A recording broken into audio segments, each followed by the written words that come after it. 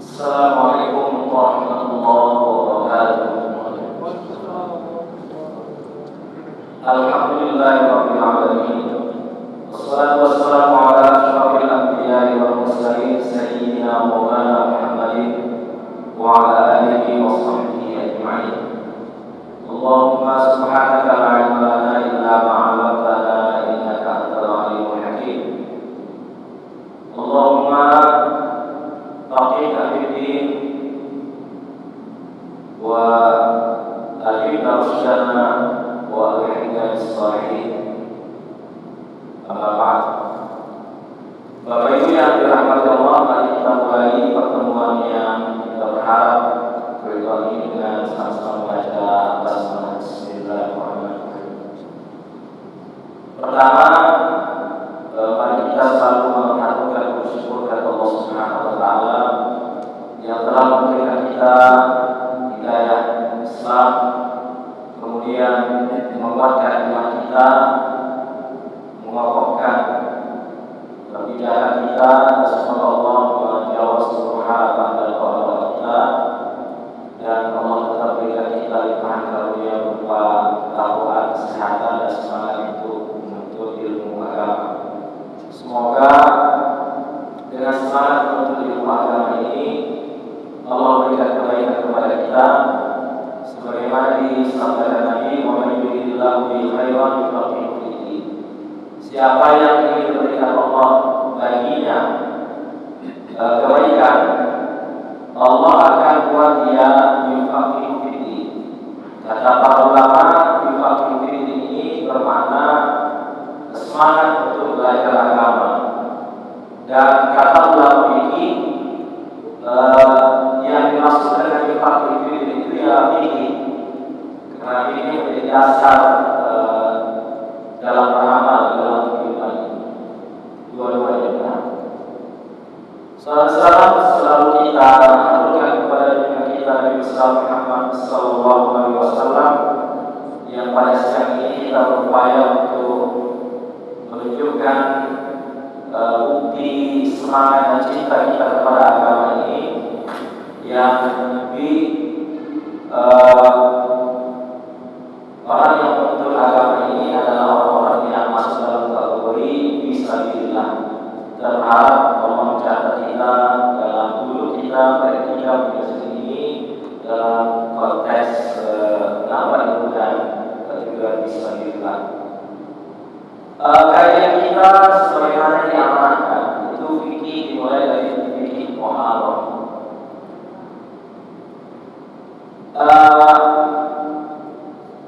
Fikih adalah satu ilmu yang sebetulnya sejak kecil sudah kita pelajari, dan fikih adalah ilmu yang merupakan, kata Imam Al-Ghazali, ilmu yang harus dipelajari oleh siapapun profesi kita, karena kita hadapi dalam kehidupan sehari-hari. Dan Bapak Ibu semuanya telah belajar fikih, ya, sebetulnya dari awal. Nah, dalam konteks pertemuan kita di siang hari ini mungkin adalah dalam rangka pertama ingin mengukuhkan pemahaman kita agar supaya pengalaman fikih kita itu semakin jelas dan terang menurut konsep yang jelas. Oleh karena itu kita mengkaji satu kitab yang hampir mengikut pendapat-pendapat fikih yang ditulis oleh seorang ulama mujtahid yang bernama Imam Ibn Rushd, seorang yang latar belakangnya sebetulnya adalah mazhab Maliki, karena beliau hidup di daerah di mana dahulu ya menyebar luas mazhab Maliki. Yang kita tahu mazhab Maliki adalah mazhab yang kedua, ya, dua di dalam sejarah Islam. Yang pertama adalah mazhab Hanafi, kemudian sesudah itu mazhab Maliki yang terlebar luas di Madinah, dan kemudian yang dua berikutnya adalah mazhab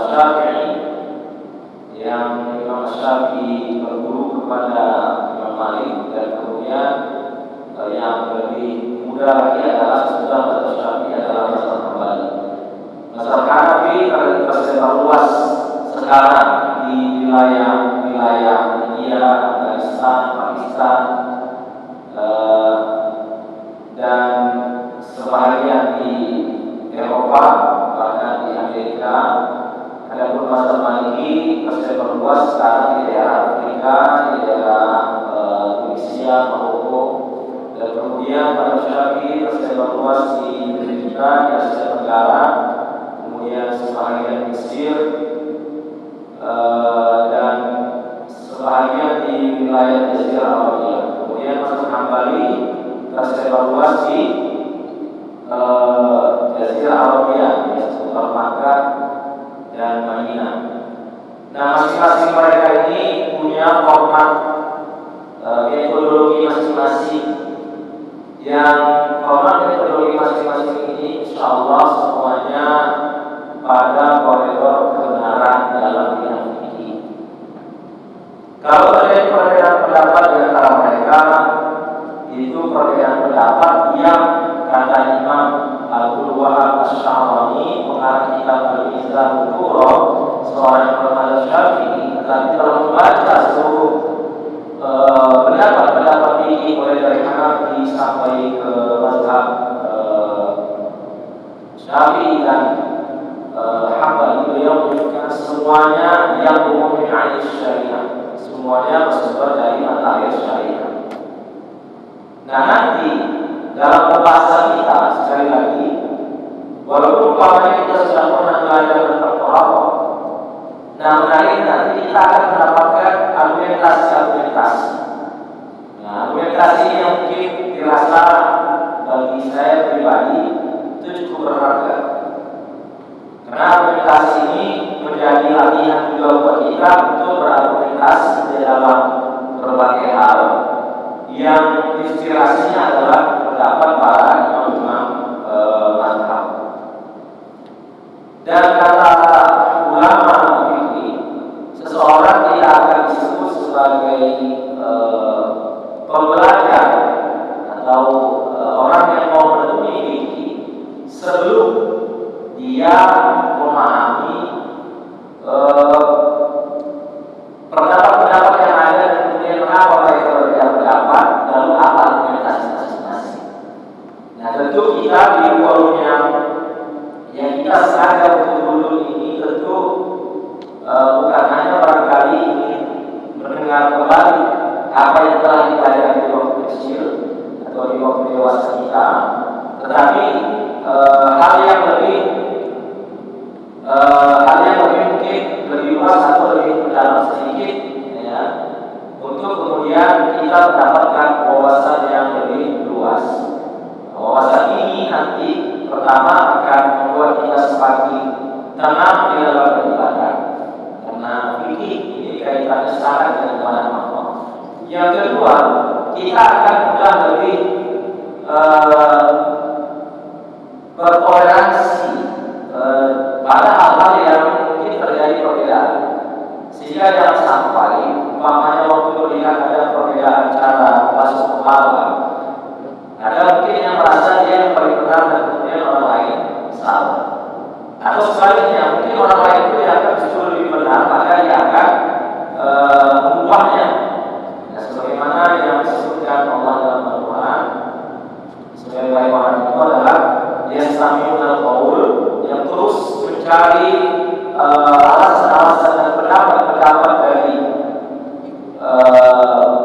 pengamalannya, dan kemudian pada tabi'una ahsan, dan kemudian mengikuti yang lebih tepat dan lebih baik.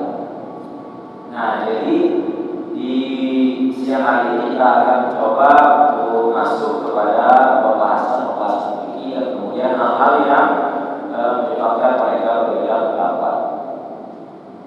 Kita mulai dari bab wudu, nanti kemudian beralih kepada bab air, dan mungkin kalau nanti sempat sampai kepada bab tentang macam-macam najis dan cara membersihkannya.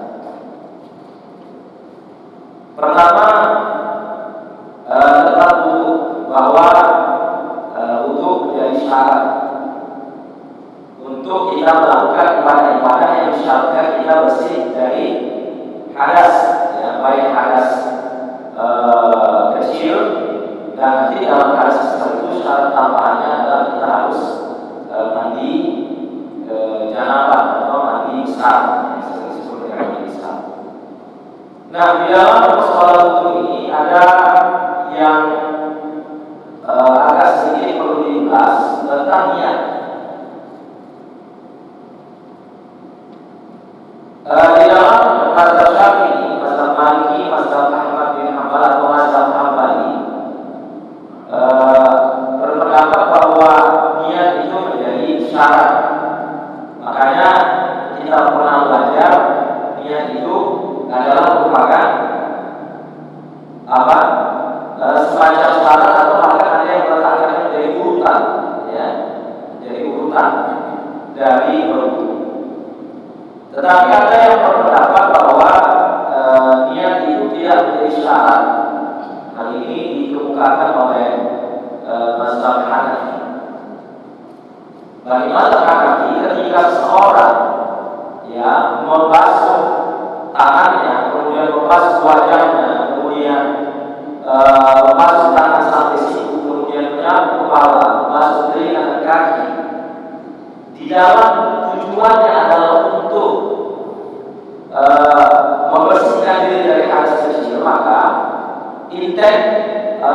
intention atau keinginannya untuk melakukan itu semua dalam rangka menghilangkan hadas, maka itu sudah cukup tanpa harus melafazkan niat.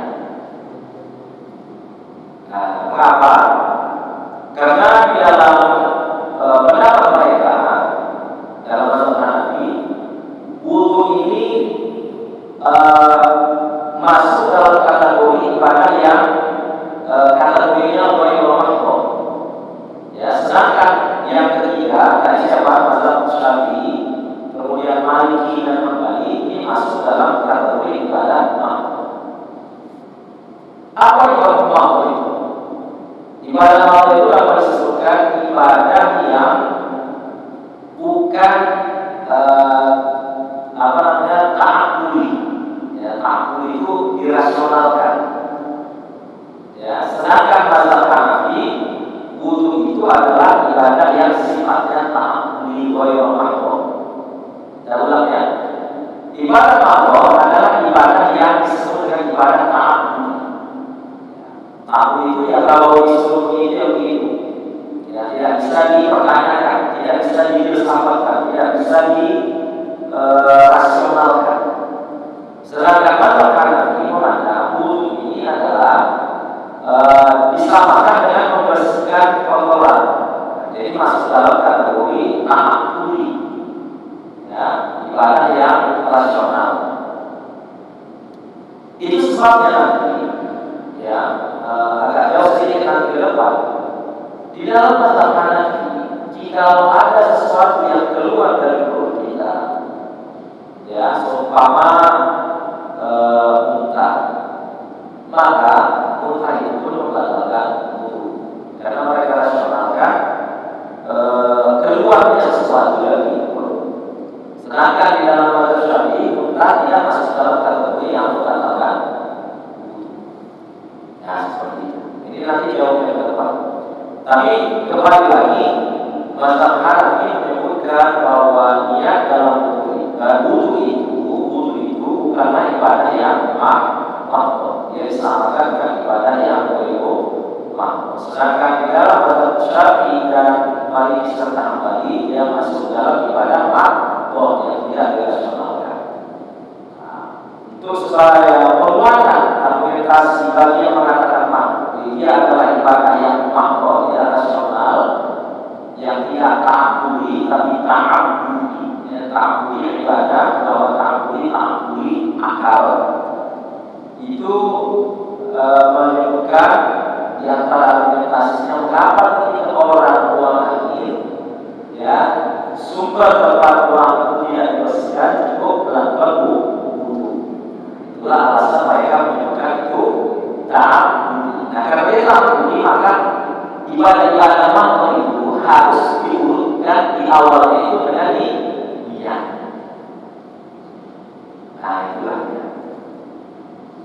Lalu yang mana kata Ustaz? Nah, kalau kita cenderung bisa kita lakukan dengan niat, kita lakukan dan tidak ada berat untuk melapaskan niat di dalam berwudu. Samping dengan niat itu semakin mengokohkan konsentrasi kita, dan samping itu kita telah mengamalkan hadis Rasulullah SAW yang sangat masyhur dari riwayat Imam Bukhari dan Muslim, yaitu apa bunyinya? Innamal a'malu binniyat. Sesungguhnya amal-amal itu dalam wudu menurut mereka amal ibadah makhluk, ya itu harus dengan niat supaya mendapat nilai ibadah ikhlas karena Allah. Itu. Yang kedua, memang ditujukan untuk menjadi syarat untuk masuk ke ibadah yang membutuhkan wudu itu sebagai prasyaratnya. Tetapi bagi mazhab Hanafi yang rasional, memang mazhab Hanafi ini dikenal sebagai mazhab yang paling rasional ya dari keempat mazhab itu. Mereka memasukkan ibadah wudu ini di dalam ibadah yang bukan makhluk. Itu yang pertama. Lalu yang kedua, setelahnya biasanya kita membasuh tangan. Coba ya. Nah, membasuh tangan ini apakah memang harus dilakukan atau tidak? Kalau kita pernah belajar, membasuh tangan bukan menjadi urutan, tapi bagi sebagian yang lain maka membasuh tangan itu menjadi sesuatu yang harus dilakukan. Ya. Mayoritas fuqaha kata Imam Ibnus berpendapat bahwa membasuh tangan, apalagi memasukkan tangan ke dalam wadah air, mana tahu ini pembahasannya agak dulu di klasik. Kalau kita kan pakai keran. Pakai keran itu apakah harus cuci tangan atau tidak? Ya. Nah, dalam pembahasan klasik, mencuci tangan sebelum dimasukkan ke tempat air, mayoritas mereka memandang bahwa wajib mencuci tangan. Ya, berdasarkan hadis Rasulullah SAW yang diriwayatkan oleh Imam Bukhari Muslim yang bersumber dari Abu Hurairah, bunyinya begini. Tapi ini nanti menarik ya untuk kita analisa. Dan menarik itu nanti ketika kita mendapatkan cara berpikirnya, kita akan bisa menggunakan cara berpikir ini untuk aspek-aspek lain di dalam fikih. Hadis Rasulullah SAW berbunyi, "Idza staiqadha ahadukum min nawmihi," jika salah seorang di antara kalian bangun dari tidurnya, ya bangun dari tidurnya, stressing dari kalimat itu, "Falyaghsil yadahu," maka hendaklah dia membasuh tangannya, qabla an yudkhila al-ina'a, sebelum dia memasukkan tangannya tersebut ke dalam wadah air. Fa inna ahadakum, karena sesungguhnya salah seorang dari kalian la yadri, tidak tahu aina batat yadahu, ya, tidak tahu di mana tadi malam tangannya itu singgah. Ya, kita ulang Indonesia saja. Dan ini perlu diingat selalu. Jika salah seorang dari kalian bangun dari tidurnya, maka hendaklah dia membasuh tangannya sebelum memasukkan ke dalam air, karena dia tidak tahu di mana tangannya tadi bersarang atau tinggal atau berdiam tadi malam. Nah, sehingga ungkapan hadis Rasulullah SAW ini menjadi terpecah kepada empat, atau kita lakukan saja menjadi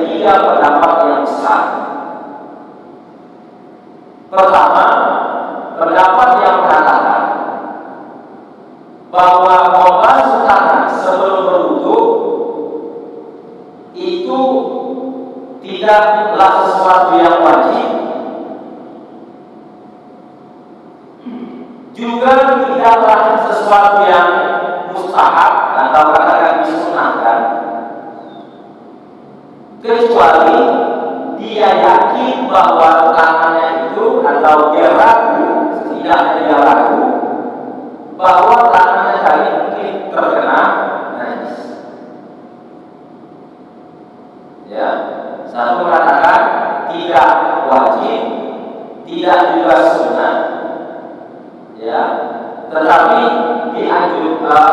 kecuali bahwa dia tahu betul bahwa tangannya itu tadi bernajis.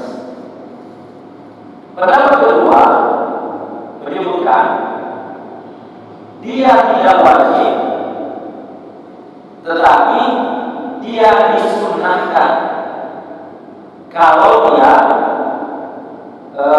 wudhunya itu kira-kira waktu bangun dari tidur malam, ya, bangun tidur malam, bukan bangun tidur siang. Lalu pendapat yang ketiga menyebutkan hukumnya wajib jika dia bangun dari tidur malam. Nah, yang terakhir pada Syafi'i menyebutkan hukumnya adalah sunnah bagi setiap orang yang akan melakukan wudhu. Ya, hukumnya sunnah bagi siapapun yang akan melaksanakan wudhu. Jadi ada berapa pendapat? 4. Ada 4 pendapat. Kenapa mereka berbeda pendapat? Karena berbeda di dalam respon hadis Rasulullah SAW. Ya, yaitu ada yang merespon hadis itu penekanannya pada jikalau seseorang itu bangun dari tidurnya dan tidak bicara tentang kalau tidak bangun dari tidur. Lalu apa yang mengatakan tadi tidurnya harus tidur malam. Mengapa? Karena di dalam hadis ini ada kata-kata bata dia kamu. Bata itu artinya bata yang itu. Kalau kita istilahnya bermalam namanya mandi, ya, mandi bermalam, ya, tinggal malam, kayak seperti orang haji mandi di Mina, ya, tinggal di Mina, bermalam di Mina, mandi di hari malam. Jadi bicaranya itu adalah waktu bangun tidur malam. Tapi ada juga yang mengatakan ini adalah ungkapan dari Rasulullah, dan ungkapan Rasulullah ini ada kata perintah di dalamnya, yaitu kata-kata falyaghsil, maka hendaklah yang membasuh. Maka kata hendaklah yang difahami sebagai wajib. Tetapi dalam mazhab Syafi'i dia mensunahkan dalam semua keadaan. Ya, mereka memahaminya bahwa ini adalah semacam anjuran yang penting dari Nabi. Tapi kalimat perintah hendaklah mencuci itu dianggap bukan perintah wajib, tetapi wajib yang turun menjadi sunnah. Mengapa? Karena hadis ini terpisah daripada ayat wudu. Karena hadis ini terpisah dari ayat wudu. Yang mana ayat wudu itu? Ayat surah Al-Maidah ayat 6 yang berbunyi, wahai orang-orang yang beriman, kalau kalian ingin melakukan sholat, maka basuhlah kedua wajah kalian dan kedua tangan kalian sampai siku. Ya, tidak ada cerita basuh tangan dulu, ya, untuk prepare ke belakang. Ya, langsung ambil air basuh wajah, kemudian seperti biasa untuk tangan sampai siku. Lalu disebutkan dalam ayat itu, wamsahu biru'usikum, lalu basuhlah kepala kalian. Nanti membahas kepala kita bahas separuh, sepertiga atau seperempat. Wa arjulakum ilal ka'bayn, kedua kaki kalian sampai ke mata kaki. Surah Al-Maidah ayat 6. Nah, bagi mazhab Syafi'i hadis ini terpisah. Karena dia terpisah, maka dia adalah menjadi dalam istilah usul fikihnya dia ziyadah, tambahan argumen argumentasi yang bahkan argumentasi itu masuk dalam kategori bukan menyatu.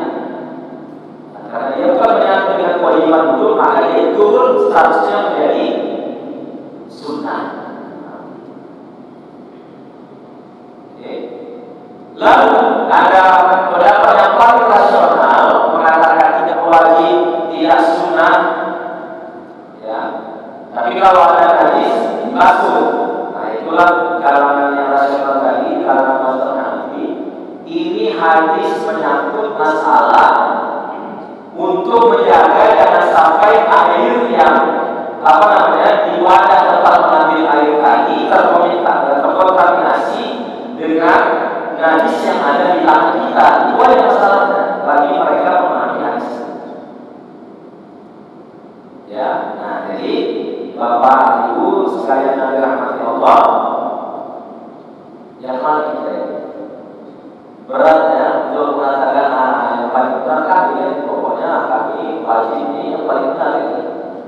Ada yang mengatakan sunnah, karena ini sunnahnya, maka jangan sampai ditinggalkan sama sekali. Lalu kata yang sebagian juga kita persoalan untuk menjaga jangan sampai air yang ada di dalam bak itu terkontaminasi. Adapun kami yang pakai air ini, kalau dia bersih apa? Tapi yang mana Bapak Ibu dirahmati Allah? Itu terpulang kepada kita. Kalau saya ditanya, kalau kita punya banyak air dan air kita mekanisme munculnya tidak terlalu banyak, dan kalau tangan itu ditarik air itu berhenti, begitu tangan masukkan airnya menyala, maka ada baiknya kita masuk untuk ikhtiar menjaga-jaga telah mengamalkan apa yang pernah diucapkan oleh Nabi Muhammad Sallallahu Alaihi Wasallam. Walaupun motif dari Rasul menyampaikan itu adalah apa motifnya tadi? Karena seseorang dari kalian itu tidak tahu dia dari mana kalimat maknanya itu, sehingga tadi juga keras motif Rasul menyebutkan itu motif tentang kebersihan tangan kita. Nah, ada 230. Yang paling krusial ini adalah yang kedua. Dan yang kedua ini Bapak Ibu memberikan gambaran kepada kita betapa memang dalam diri itu gak bisa seorang mengatakan kami yang paling benar argumentasi. Ya, masing-masing memiliki sudut pandang terhadap dalil. Ada yang mengambil bulan saja, itu karena begitulah. Ada yang menyebutkan ya dulu motifnya. Kalau motifnya itu ada, maka dilakukan. Tapi kalau motifnya itu tidak ada pada diri kita, maka hukumnya tak ada. Kalangan rasional, namanya dia kalangan yang mengambil ilah. Ilah itu motif daripada hukum. Nah, Islam. Lalu ada yang memodifikasi. Nah, kalau tidur siang tidak perlu, tapi tidur malam, tapi dia tetap wajib, bukan masalah kotor atau tidak. Nah, itu Bapak Ibu yang dirahmati Allah. Jadi sesuai dengan amanah tadi setengah jam, lalu 15 menit adalah tanya jawab. Ya, Pak Ustaz.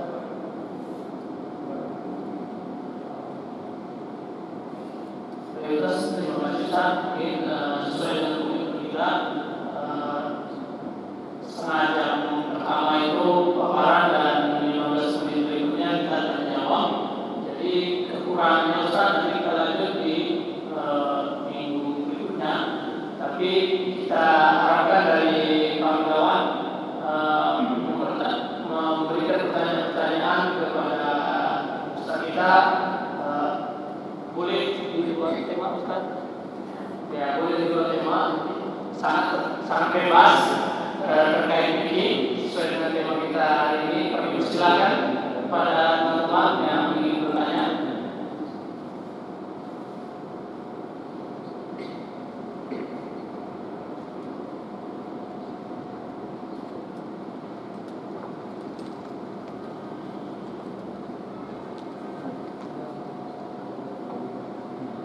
Assalamualaikum warahmatullahi wabarakatuh.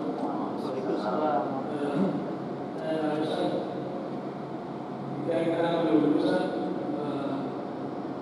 tadi lupa tadi bukan kayak anak yang pagi ada yang lupa sebabnya ada sesuatunya gimana? Lupa itu berapa ya? Bisa gimana? Lupa untuk salah satu dari rukun atau urutan rukun itu terlupa. Misalnya waktu baca itu sepakat semua ulama harus itu disebutkan namanya lupa dari bahasa ini Pak. Ini kita lupa itu udah tadi tangan udah di sirat juga ya, itu udah jalan lagi, udah mau selesai ya. Oh baik. Kalau di dalam buku ini umumnya mereka mensyaratkan kaki. Jadi kalau misalnya lupa kaki, sering kaki yang terakhir ya, lupa yang pertengahan. Apakah waktu lupa cukup mengulang dari yang di tengah saja, sehingga nanti niat membasuh wajah, membasuh kepala. Mungkin masuk kepala lupa ya Pak ya. Niat, wajah, kemudian membasuh tangan, lalu kalau dia lupa basuh kaki, apakah cukup sesudah kaki dibasuh kepala? Kira-kira begitu. Kalau dari buku fikih yang kita baca, umumnya mereka mensyaratkan ada tadi, maka kita ulang lagi dari awal prosesnya untuk dalam hal ini kita pakai pendapat dalam Syafi'i, berhati-hati dalam persoalan ibadah. Meskipun lupanya dari ketika yang lupa itu sudah ini belum ada. Kalau kita mungkin yang bapak tanya itu bukan lupa, mungkin masalah ragu. Ya, kalau lupa itu memang dia yakin lupa, lalu coba dia CCTV memang tak di itu, dan tanya kalau dia memang ketinggalan atau cek CCTV memang tak masuk kalau dia cari CCTV-nya, itu yakin kita mengatakan, yakin kita terlewatkan, maka diulangkan itu. Tapi kalau masalah ragu, di dalam ini kaidahnya ini Pak. Pertama, dakma yang dibuka, tinggalkan yang ragu oleh. Ya. Nah ragu ini Pak bisa dua keadaan Pak. Ragu artinya kebenaran yang lebih kuat atau kebenaran yang lebih lemah. Maksudnya ini Pak, sudah dilakukan itu dalam keyakinan kita, ada yang memang son itu artinya keraguan, tapi ini konsentrasi kekuatannya di atas 60. Sedangkan ragu yang lemah itu disebut di dalam bahasa fikihnya syak.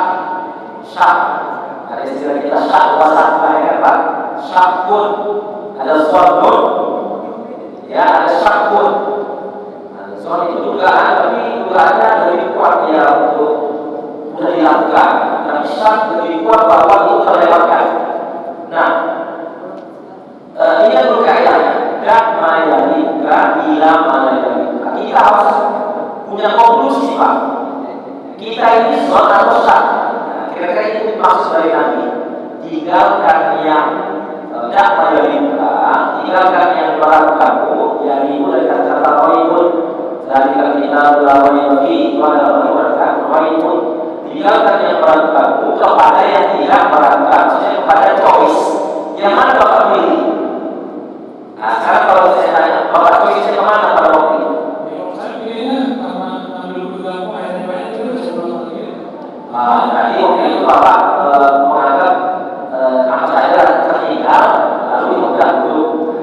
Nah itu berarti Bapak meninggalkan yang syak di bawah tadi untuk mengulang kembali. Jadi ukurannya adalah keyakinan kita. Keyakinan itu kalau sekarang ini yang pakai teknologi udah ya, mau memastikan itu ada CCTV dulu aman ya. Tapi pilihan Bapak adalah tentunya. Pilihan Bapak tentunya kalau sekiranya Bapak lebih kuat slotnya, kita memang disuruh memperbarui buku. Tetapi tetap saja tadi saya tadi ada menyebutkan ekrannya terbuka, tertutup.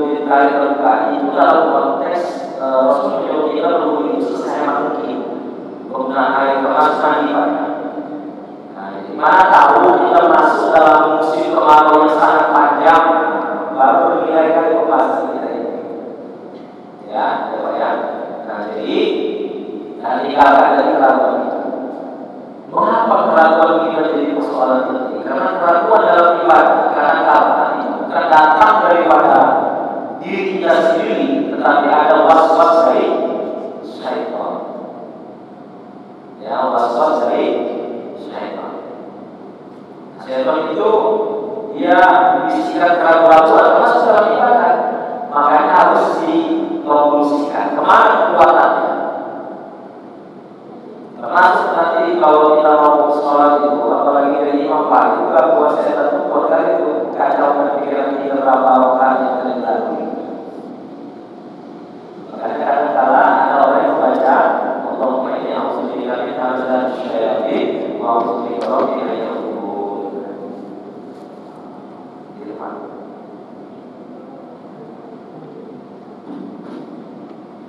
Assalamualaikum warahmatullahi wabarakatuh. Waalaikumsalam. Pak Ustaz, saya ingin Ustaz, pertanyaan saya, kalau tidur apakah wudu itu batal Ustaz? Kemudian satu lagi Ustaz, kita ambil wudu di berjalan atau tempat yang dekat dengan tempat buang yang besar Ustaz, gimana hukumnya? Mereka Ustaz, Assalamualaikum warahmatullahi wabarakatuh. Ya, ini pembahasannya akan datang sebenarnya. Tapi apa kita ulas. Tetapi itu apakah membatalkan wudu? Ya, ulama berbeda pendapat. Nanti kalau sendiri yang mana? Nanti terakhir Pak. Jadi ada tidur siang, ada tidur malam, ada yang tidurnya berbaring, ada yang tidurnya duduk. Beda-beda pendapat mereka. Tetapi karena kita masih banyak aplikasinya ya, tapi sekarang closing saja. Sebetulnya pendapat itu terjadi karena perbedaan dalam respon apakah seorang itu sadar dia memahami atau tidak. Sehingga kalau kita balik dari keraguan itu, kalau memang benar bahwa kita ragu telah memahami dan ragunya lebih syak tadi, ya kita harus mengulang. Tetapi yang paling aman itu adalah dari sekian pendapat, ya.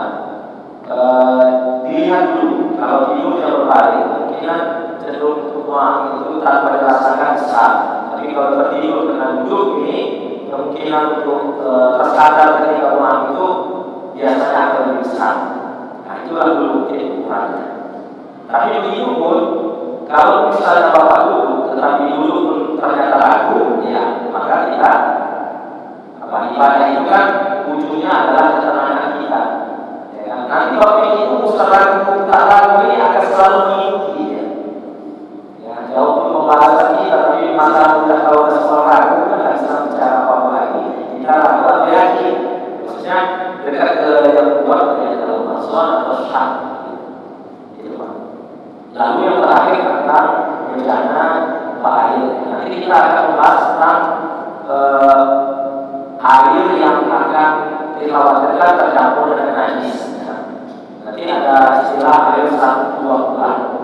Jadi ulama ini sebetulnya memang memakruhkan untuk berwudu di toilet. Jadi kalau berwudu ya tempat wudu. Tapi makruh Pak, ya bukan tidak boleh. Artinya kalau kita lakukan terhindar dari percikan dan kita tahu bahwa air itu memang suci, lalu kita berdosa tahu kita masalah sah. Tapi mana tahu Bapak ingin mau menapaki tanggalan untuk akhirnya itu nanti pembahasannya sama Ustaz Supri Albani tentang masalahnya.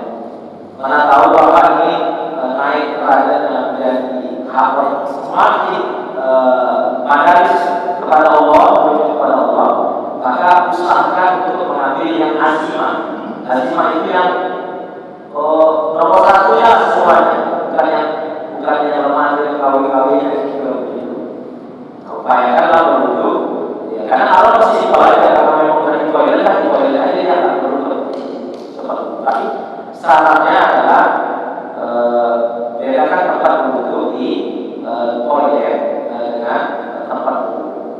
Tapi kalau kita lakukan, kita tahu airnya bersih, ya, tidak tercampur. Nanti kita akan bahas pertemuan yang akan datang seberapa ukuran sih bercampur, ya kan? Kemudian bagaimana mengukurnya?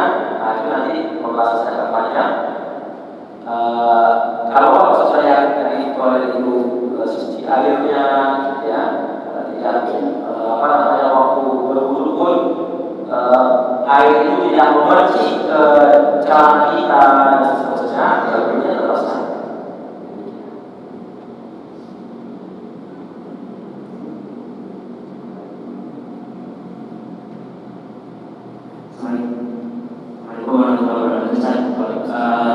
Pertanyaannya Ustaz, apakah setiap berwudu itu dilakukan 3 kali kan gerakannya? Kalau tidak salah saya baca di C1 itu satu sudah cukup juga Ustaz, 3 itu maksimal. Nah, dan ini bagaimana kalau dia lebih dari itu Ustaz? Terima kasih Ustaz. Syarat sahnya itu memang 1 kali, 3 itu adalah sunnah. Lalu cuman kalau lebih, nah itu tahaluf. Tahaluf itu berlebihan. Lebih dari 3 itu tahaluf. Dalam toharoh kita tak boleh tahaluf. Dia harus pilih seperti SPD pasti pas. Makanya di masjid-masjid tertentu, bahkan di Malaysia itu sudah ada jurusan namanya teknologi gigi. Saking untuk pentingnya, gigi itu pasti pas, jadi ada teknologi gigi. Nah, sana dipelajari itu seperti apa sebetulnya lantai toilet itu, supaya airnya itu tidak ada percikan, jadi langsung gerak ke bawah. Itu diantaranya terbuat dari pelap baja, tapi dia berlubang-lubang itu. Lubangnya itu ada ukurannya, sehingga di air itu tidak ada percikan. Itu salah satu. Ya. Kemudian ini tadi air wudhu seperti di bandara, keluar. Jadi bisa diatur. Ukuran wudhu itu sebetulnya tidak harus banyak. Ya. Kalau orang mengerti gigi, dia pasti tidak bawa sesuatu. Ya, mungkin dua botol ini aja sudah cukup. Terus satu pelaksanaan itu. Ya, kalau konteksnya mengamalkan kesederhanaan di dalam wudhu dan suci, karena Rasul mengatakan meskipun kalian berada di air yang mengalir, itu menunjukkan air mengalir kan banyak sebetulnya, tapi tetap harus sederhana. Nah, jadi 3 kali sudah tahaluf. Ya, jadi sekali sudah cukup. Nah, itu mungkin kalau sempat 3 kali nanti repot juga ya saat antri yang panjang, kan? Saya memang sangat mengedepankan menjaga hati orang di belakang daripada kita berlama-lama dulu berantri panjang di belakang. Saya hampir tidak pernah untuk 3 kali, tapi cukup sekali semua. Kali bilang mata, menyenangkan hati orang di belakang, apalagi untuk supaya semua mengejar jalan masuk umpamanya itu saat lama sholat itu dapat sekali itu.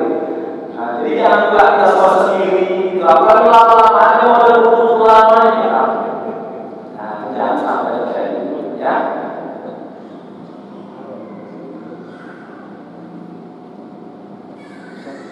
Mana yang siapa tentang Abdul?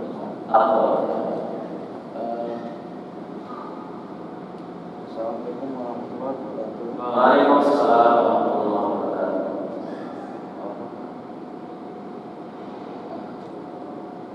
Kita biasanya kita kan witir di depan, terus nanti malam kita setelah tahajud ada lagi. Tapi gimana kalau kita mau sholat hajat juga? Apakah ini bisa kita berlakukan? Sholat hajat, witir, pas sholat hajat, tahajud, witir tidak lagi. Mana yang paling afdal Ustaz? Tahajud, hajat, tahajud, terus witir, atau witirnya di depan? Kalau ya, Waalaikumsalam. Wah, ini mudah-mudahan kita semua semangat berupa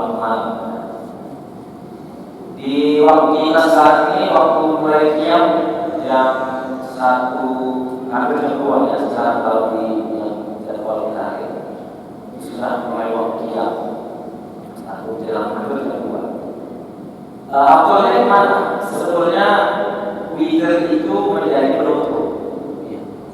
Kalau kita rasa kita terlalu malam, nah, jangan dulu sholat witir sebelum tidur. Nah, supaya nanti umpamanya kita sholat hajat dulu. Lalu kenapa hajat dulu? Karena ini tahajud itu biasanya bergandengan, yang lain itu bergandengan dengan witir. Nah, gitu. Dan sholat hajat kan sebetulnya di waktu-waktu kapanpun bisa kita lakukan, asalkan di luar waktu-waktu yang terlambat untuk melakukan sholat sunnah. Gitu, Pak. Jadi aktualnya kira-kira urutannya begini. Makanya bangun tengah malam jam 2, ya sholat hajat dulu, baru sholat tahajud, yang mulai baru ditutup dengan witir. Jadi waktu mau tidurnya basah witir lagi, basah witir dulu. Masih ada ya.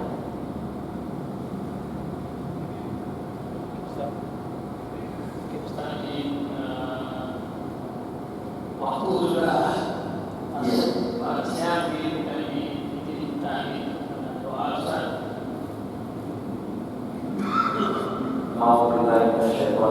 Bismillahirrahmanirrahim. Alhamdulillahirabbil alamin wassalatu wassalamu ala asyrofil anbiya'i wal mursalin wa ala alihi wa sahbihi ajma'in. Allahumma arzuqna 'ilman nafi'an. Ya Allah, berikan kami rezeki ilmu yang memberikan manfaat bagi kehidupan kami di dunia dan di akhirat. Allahumma arzuqna rizqan wasi'an halalan thayyiban. Ya Allah, berikan kami rezeki yang luas, rezeki yang halal dan berkah yang baik, yang menyelamatkan kami dari segala kemaksiatan dan kemungkaran. Ya Allah, Allahumma arzuqna syifaan min kulli da'in wa saqamin. Ya Allah, berikan kami rezeki kesembuhan dari segala penyakit yang kami dapatkan, dan berikan kami kesabaran dan ketabahan dalam merasakan segala penyakit yang Engkau tetapkan kepada kami. Birahmatika ya arhamar rahimin. Allahumma ja'al jam'ana hadza jam'an marhuma. Ya Allah, jadikan pertemuan kami, pembelajaran kami hari ini adalah pembelajaran yang Engkau rahmati, yang Engkau sayangi, yang Engkau cintai. Wa la taj'al min ba'di tafarruqi tafarruqan, wa ja'al min ba'di tafarruqi tafarruqan ma'suma. Dan jadikanlah perpisahan kami nanti adalah perpisahan yang juga Engkau